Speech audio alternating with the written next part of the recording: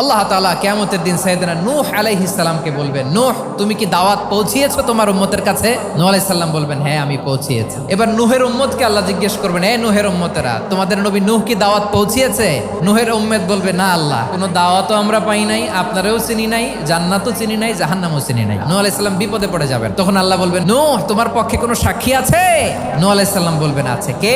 উম্মতে মুহাম্মাদি। তখন আমরা বলবো, আল্লাহ, আল্লাহর নবী নূহ আলাইহিস সালাম তিনি আপনি যা যা বলেছেন ঠিক তা তার উম্মতের কাছে পৌঁছে দিয়েছে। এবার নূহের উম্মতের সাথে আমাদের ঝগড়া লাগবে। তারা বলবে, তোমরা আসছো আমাদের হাজার হাজার বছর পরে, তোমরা কি করে জানলা? তোমাদের সাক্ষী ধর্তব্য হবে না? আমরা তখন বলবো, আমাদের কোরআনে তোমাদের নবীর নামে আল্লাহ তাআলা একটা সূরা নাজিল করেছেন, সূরাতে নূহ। দিন রাত এক করে তোমাদের কাছে তিনি দাওয়াত পৌঁছেছেন, সব আমরা জানি। আমরা যখন বলবো এই কথা, নূহের উম্মত চুপসে যাবে। তখন আমরা সত্য বলেছি কিনা এটা আল্লাহ তাআলা জানতে চাইবে বিশ্বনবীর কাছে। তখন বিশ্বনবী আমাদের পক্ষে সাক্ষী দিবেন। আওয়াজ করে বলেন আল্লাহু আকবার।